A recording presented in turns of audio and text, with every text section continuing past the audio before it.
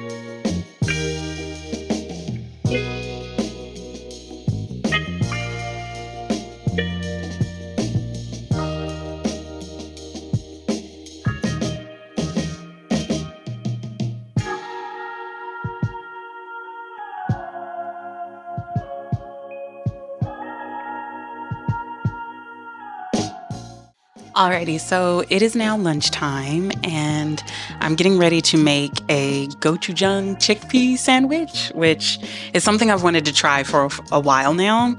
And so I have, of course, my fluffy bread. I have some green onion, some cilantro. I have some plain yogurt, some plain vegan yogurt, soy sauce. I have agave. Of course, I have gochujang paste, and I have some chickpeas and some garlic powder. And then I have lettuce that I plan on putting on the sandwiches. And so this is kind of like a take off of the sauce that I make for my crispy tofu gochujang sandwich, which is so good. That sauce is delicious. So the only thing that I'm changing is that I'm adding like a creamy element to it. I think I can either use this or maybe mayonnaise. We'll see which one works best, but I have yogurt on hand right now, so I'm going to use yogurt, and it should be good. It should be good. So yeah, so we're going to try it. We're going to see how it goes. And I guess, I'll taste test it and we'll see, Sometimes I have recipes that I put up on my What I Eat in a Day that I've made before. And then sometimes it's something new and I'm just kind of recipe testing and seeing. Some things work, some things don't work. Sometimes I'll go back later in the week and try it again and then try to make it right for when the video goes up. So obviously if this isn't that great, then I'll change it. But I think this is going to be good. I think with the cilantro, the green onion, all that good stuff, it should be really good. So usually, let's see, this one should be salt-free. I'm not sure. It might be. But usually if I get chickpeas, I try to get salt-free or no salt added. But I think these ones have salt. So I might have to adjust how much of the soy sauce that I put in. But usually I give my chickpeas a good rinse. So yeah, so let's go ahead and make this sandwich and see if it turns out good. I feel like I've been getting really lucky with my recipes lately. So yeah, so let's see.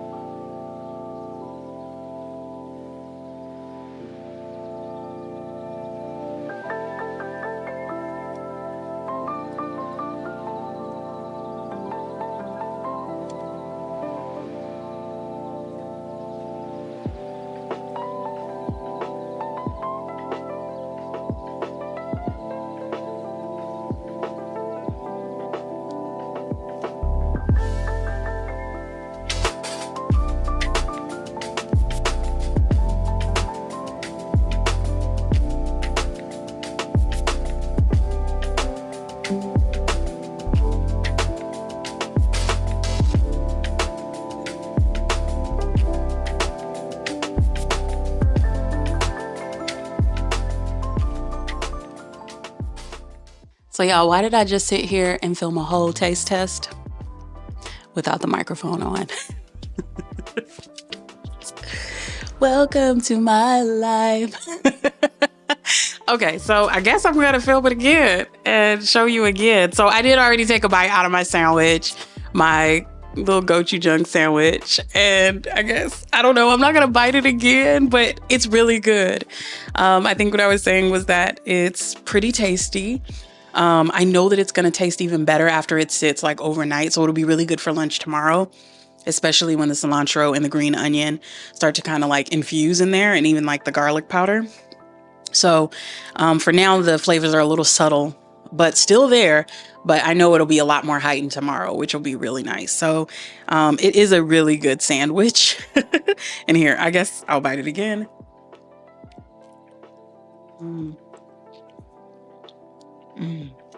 Yeah. Yeah, I can't think of much that I would change with that, besides like maybe a pinch more salt. Sorry. But it is really good. I like it. And so, because I know I'm not having a lot of greens today, I'm just having like some green juice from, with greens powder. I think I've showed you guys before, I use the Bloom greens powder. And it's just kind of like, I don't know, it tastes good. I noticed it kind of helps give me a little bit of energy too. So I like that. But yes, so I had greens juice. I feel like, I know I'm not going to get a lot of greens today. And there's just days like that. And I'm not going to get a lot of fruit today. Mostly because I don't have any fruit in the house. I need to go get some fruit. I usually like to keep raw fruit in the house, whether it's grapes or, I don't know, plums, something, bananas. But I don't have any fruit, so I figure I'll have a little bit of greens juice just to kind of help me out. Sometimes that's just what you have on hand, what you have available, and that's okay. So I'm gonna have my sandwich, I'm gonna drink that, and then I'm gonna clean up my messy kitchen because my kitchen is a hot mess. It is a hot mess. I just made a sandwich. Why does my kitchen look so bad? But yeah, so I'm gonna enjoy my lunch. I'm going to fix up my kitchen, and then I will see you guys back at lunchtime, or not lunch. I'll see you guys back at dinner time. See, already a little stir crazy today. It's all right. Pray for your girl.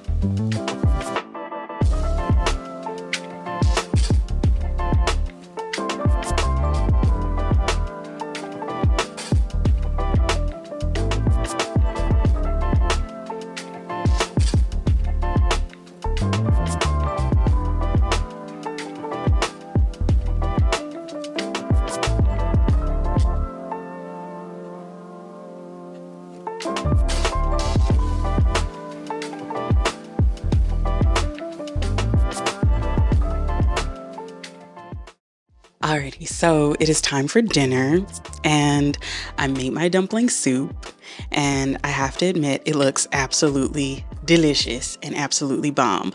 Husbandtron is over in the kitchen, and I'm kind of hoping that he'll like taste test his too so that he can give me his feedback. But I am gonna try to taste test mine while it is hot, so bear with me here because I don't want to burn myself. Because we've had that situation happen before. So here, I'm gonna put my mic on my camera. There we go. And let's see. The soup itself. I added like some lime and some chili oil at the end. And it's just really like light. And of course the lime like adds like that nice brightness to it.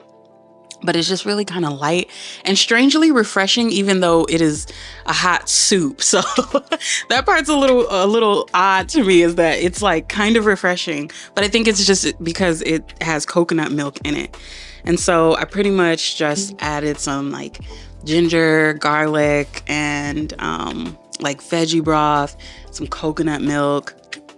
Added in, you guys didn't see it at the end, but I did add some green onion because my gosh, what is a soup without or a curry without green onion?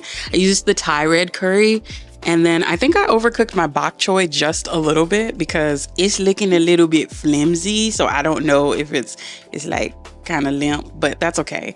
So I kind of want to try the dumplings, so let's see. How is it, Husbandtron? It's good? Yay, it's good. Okay, so let's see. I know you guys don't get to see him. You'll see him one day. One of these days.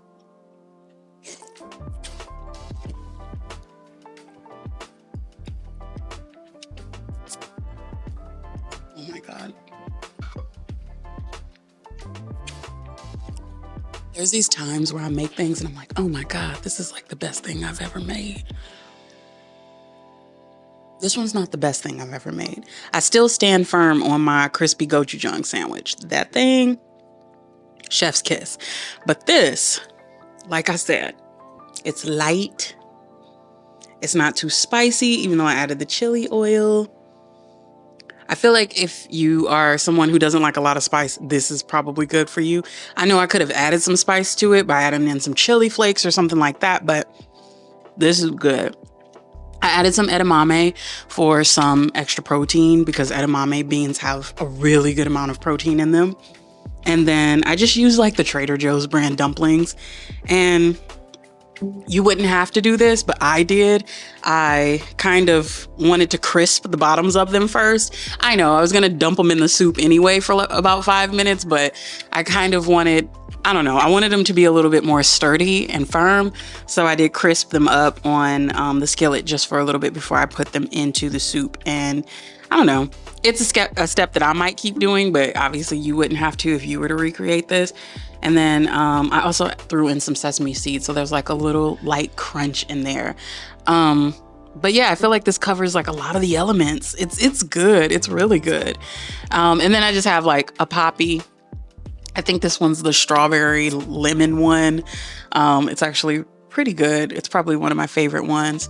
But yes, so my gosh, yeah. So it's been a pretty good day of eating. I had that delicious biscuit sandwich for breakfast.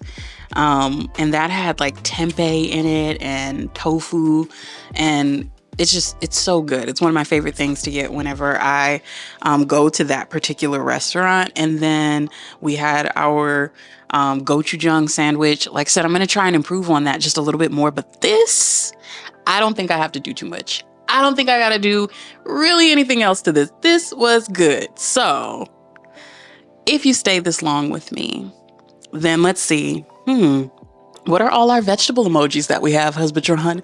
What other vegetable emojis have you seen in in our iPhones? Is Bok Choy in there? Okay, so Bok Choy. We're gonna put Bok Choy. We're gonna fact check first. We're gonna fact check first. Oh my God, I can't wait. I feel like it would be in there.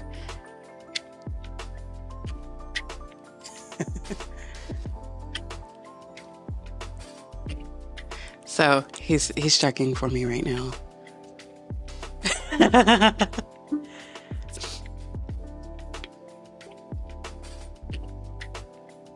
There is a bok choy emoji. So drop that bok choy emoji into the comment section, not the description box like I kept saying last time. Drop the bok choy emoji into the comment section and let me know what your favorite soup is. I don't really like to eat a lot of soups. I'm more of a chili kind of girl. Or if I'm eating soups, there's usually noodles involved. And so I might be making more soups. I don't know. So drop the bok choy. Let me know what your favorite soup is. Please let me know if you try to make this, because this, girl, just make it. It's really good. But yes, I appreciate you guys hanging out with me today. Thanks so much again for watching. We've been hitting so many benchmarks. There's so many more of you here than there were before. So this has been really fun. So of course, if you want to check out any of my recipes, you can go to quirkypineapples.com. I also have my completely free plant-based grocery guide. It comes with a guide for your plant-based groceries, as well as some of my favorites that I like to pick up from time to time, the vegan plate method and a meal planner template. And so it's really a really helpful resource that you don't have to pay any money for. So I think it's pretty cool. And I personally use it myself from time to time. So yeah, again, thanks so much for joining me, and I hope you enjoy the rest of your day. Bye.